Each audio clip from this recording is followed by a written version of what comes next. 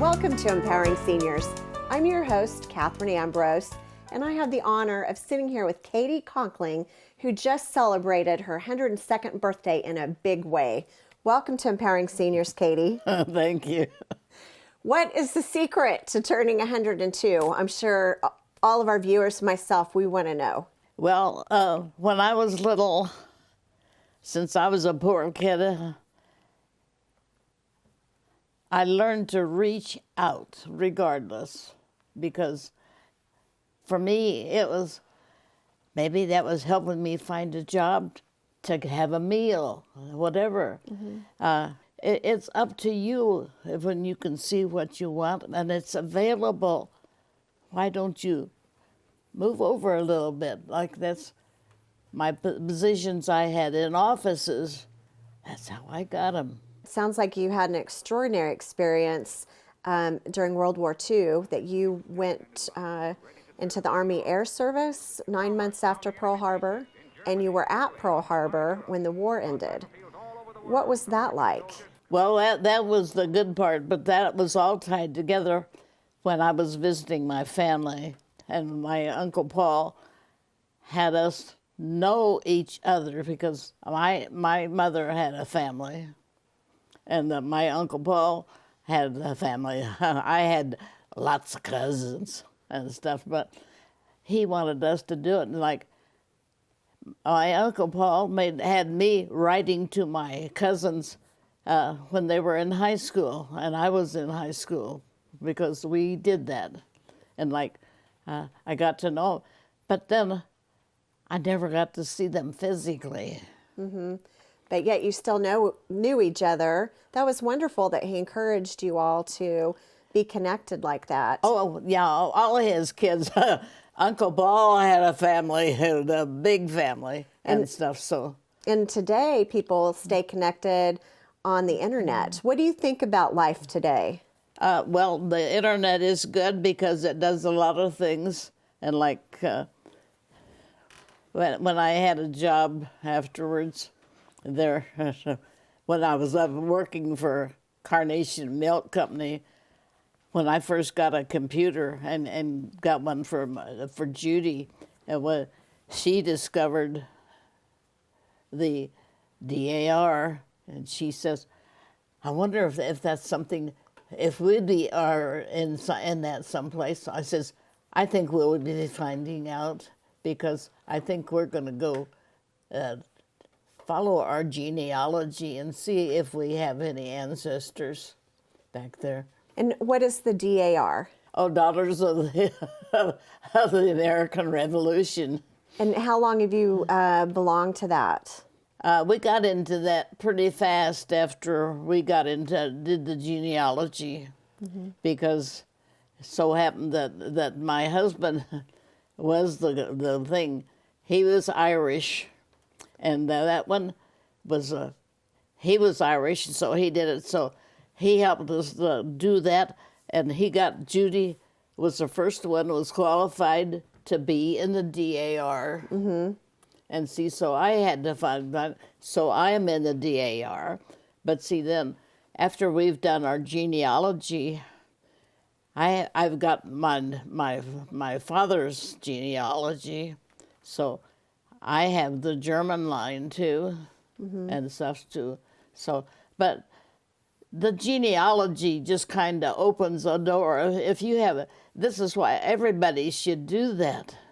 What did you find out about your genealogy and the American Revolution? A lot of them were just farmers. They were preparing food for the military. And see, they would come and get it because, see, they didn't have people doing things. This is how they did it. They weren't in the military. They were just workers. How important do you think it is to know who you are and where you came from? Oh, I think it's fun because now I have granddaughters that are now studying history. And so now they are writing to me, they want to know history, and because we can do that. So, makes it good. We opened up doors We would learn to FaceTime. And so my granddaughters would call up and we would do FaceTime with their kids. And so then my son would come and he would run around the room and hold my phone to talk to the kids. But they always had them, they had to do something. What did they want to find out? What do they want to know? What are you studying and stuff? So, see, we started doing FaceTime. What do you think about FaceTime and some of the technology we have today? Did you ever dream about anything like that being possible? Oh no, 90, we 100 didn't. years We ago? didn't because, and now since my granddaughters are just been elevated to be history teachers and stuff, so they got into that now. So now I'm into history for them and stuff. So because they ask me questions. What's your advice to them, and what's your advice to our audience about living a good life and aging so gracefully?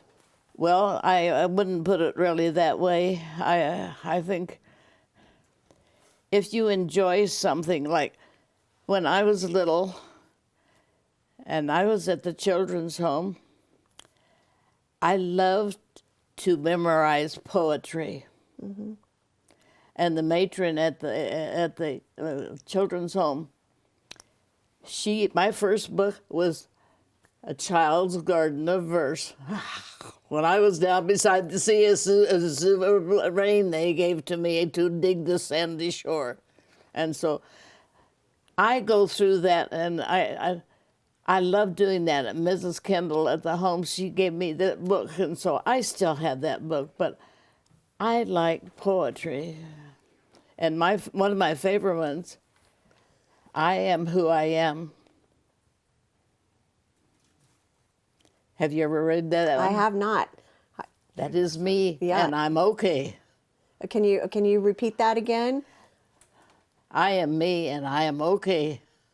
And because it says, every part of me is me. That's me. That's me. I know. And so that is a nice verse to go read. So if you were talking to somebody that's in their 70s or 80s, what do they have to look forward to yet in life? Because they can talk to people.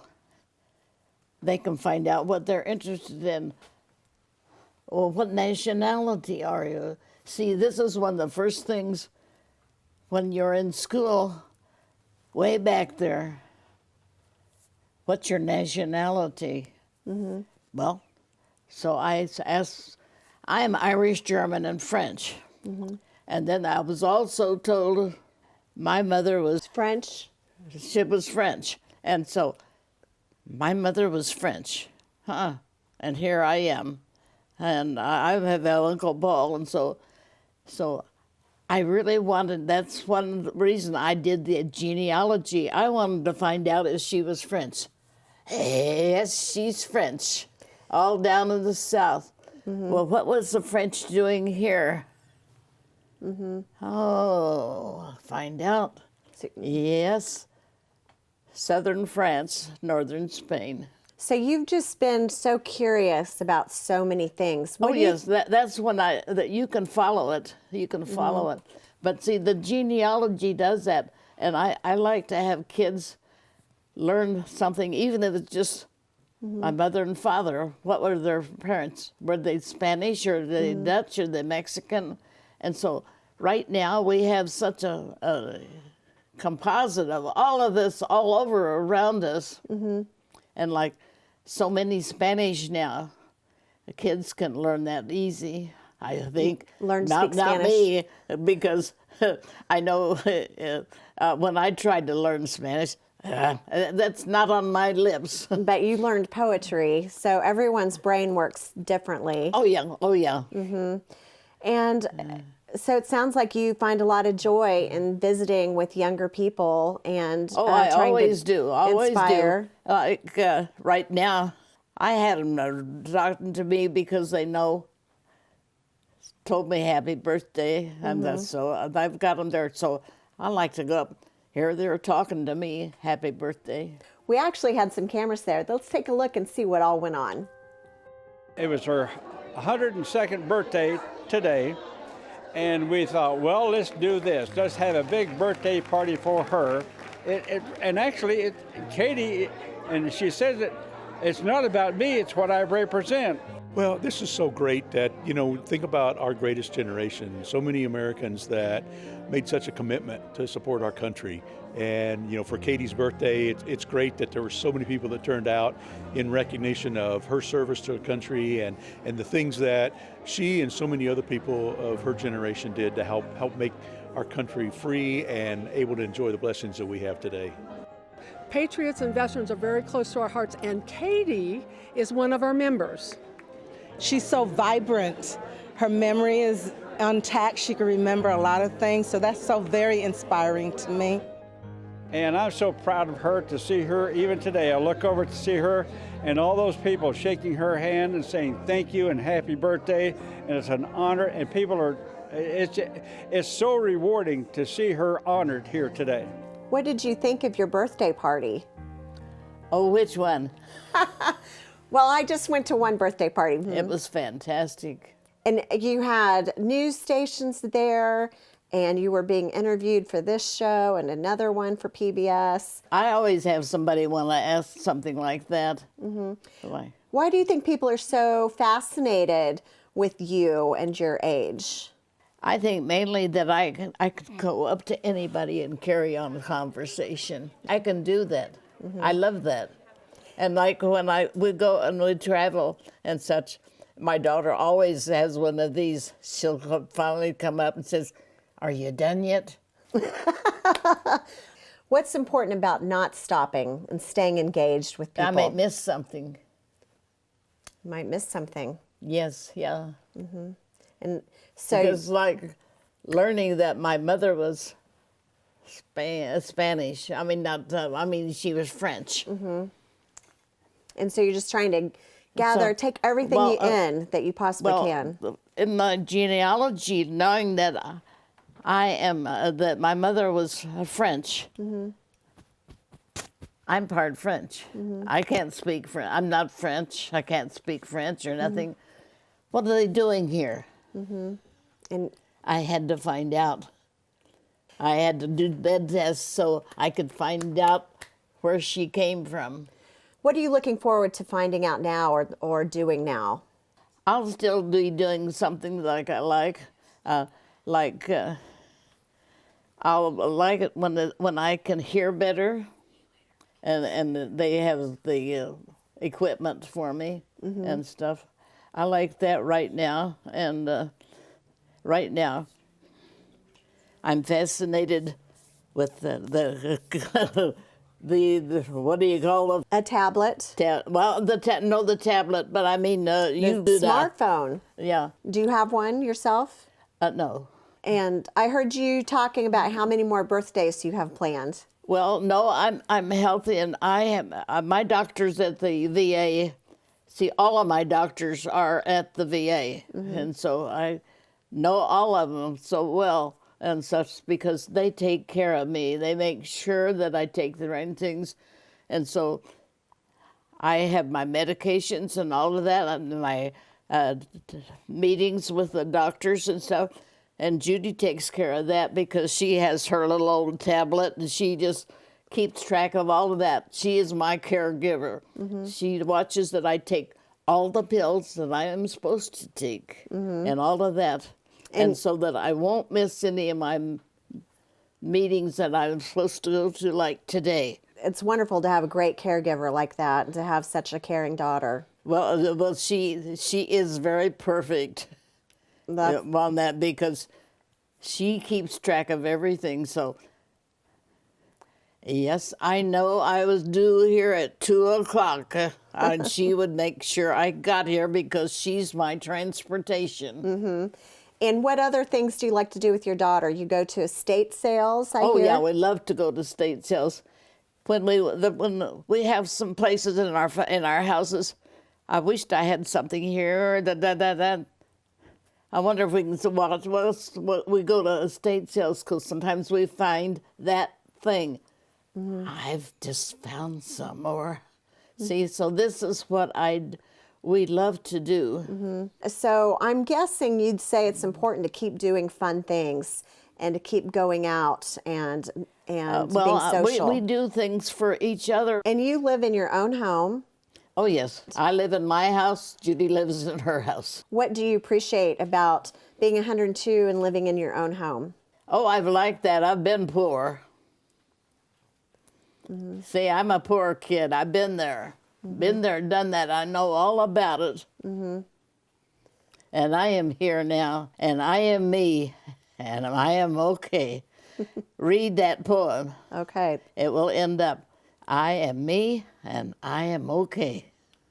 Well, Because Kate, it tells all about the parts of me. so you have a wonderful positive outlook. How important is a positive outlook to aging healthy and happy? Well, somebody just find out what they need to know, but see, by working with my daughter, being such a perfect caregiver. Well, let's meet Judy, the perfect caregiver. Judy Conklin, sounds like you're just an angel of a daughter and so loved. Sometimes. How long have you been a caregiver for your mother? Basically, since she's moved to town after she lost her driver's license, about 3 years. And so she was 99, 100 when she lost her driver's 99 license? or so, yeah. Yep. And was she a good driver through her 90s? She was pretty good. She lived out in the country in Reno County and just had highway to travel. She came into town a lot, so yeah, she was a good driver. It sounds like she's been having a lot of fun since moving to the big city of Wichita, Kansas. Yeah. You two are involved in a lot of groups and do a lot of fun things. Yeah, she goes to my church with me, and we're members, as she said, of Daughters of the American Revolution. So that's kind of a fun group. Sometimes it has a reputation of being a little stodgy, but it's not. It's fun. A nice group of gals, and we're history oriented. And she's, we do a lot of things like that. We love to do estate sales, and we go to music theater every year, and do a lot of things like that. And how has she inspired you on aging well? Well, I doubt if you asked her, does she feel old, she'd probably say no, because she's just always kept going. She's always been a go-getter and always been somebody that just always wanted to do things, learn more things and do more things. And, she's always been that way. She started keeping bees when she was 88. And, she learned how to fly. My dad was a pilot, and she became a pilot. And she did things like, fly the Powder Puff Derby when I was in high school. It's been a while. But, it's things like that. She's always interested in doing something new and different. And when we bought her house here, it's an older house, so we've been renovating it together. And that's a bit of a challenge, but it's fun too. It's pretty cool to be 102 and be living in your own home. Sometimes home ownership can be overwhelming as people age. What do you think makes it possible for Katie to be a homeowner? Well, we've been kind of retrofitting it so it's, they say age and place appropriate. So between me and my brother, we've been setting it up so it's, she has the railings everywhere, and, it's basically on one level, except there's a basement. But, we've been setting it up for her, put in a shower instead of a bathtub, and all that kind of stuff. And, colors that she likes that make it easy for her to see, things like that. So yeah, we've just been making it her place. It was new to her, but now we're making it more, something that feels like home to her. It sounds like serving in the military really was a cool part of her life, and that she's still kind of reaping the benefits of that. What do you think about her World War II experience? Well, I heard about it, of course, my whole life, and I just thought, well, that's just Mom. But now I'm hearing from other people, they're appreciating the historic value of it, and it kind of puts a new light on things where I can see it through their eyes. Hey, Mom's part of living history, Because it was old hat to you, and Oh, yeah. and now you can see how excited people are to hear about her life. Judy, what would you have liked me to ask her or find out? Well, I remember when they retired back in 1980 or so, I was kind of jealous of them because they started having so much fun. You know, they would go to elder hostels, they would go traveling to places, doing things like that, reconnecting with some of their old Army buddies that they hadn't seen in, 30, 40 years. And I thought, well, that's kind of cool. They also bought a little farmhouse and remodeled it completely themselves, So they just had a lot of fun. And I thought, well, gee, being retired can be pretty cool too. So it sounds like your mother's always stayed busy and engaged in things. Do you think that's the secret maybe? Because people are so concerned about aging well. Yeah, I remember when they retired, my boss's parents were newly retired, and they were saying, oh, they don't want to retire. They'll just sit in a rocking chair and just fade away like my parents did. And I said, well, that doesn't sound like my parents. They're pretty active. So, and that proved to be the case. They, like I said, they bought this little farmhouse and totally gutted it, totally remodeled it, started doing traveling. Then we started having grandkids in the family, and, just, they did a lot, so. Yeah. Well, and at 102, she's still having so much fun and thinking about so many things for the future.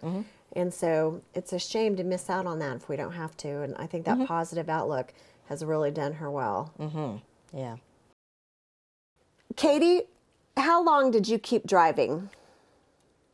I was 100. You drove until you were 100 or past 100. And what caused you to stop driving?